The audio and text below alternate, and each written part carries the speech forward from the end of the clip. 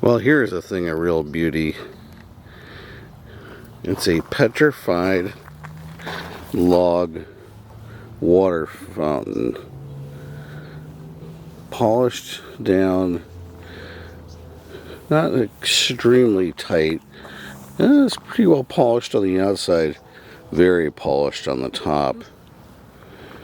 It's a Madagascar pink quartz in there, a little bit of fire glass.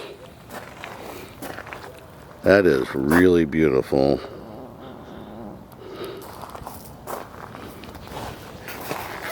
That must have been a real nightmare to try and core that out.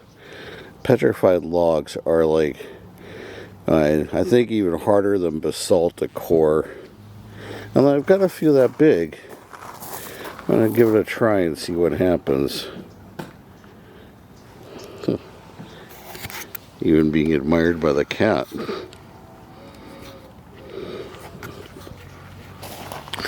Really beautiful. Petrified log water fountain.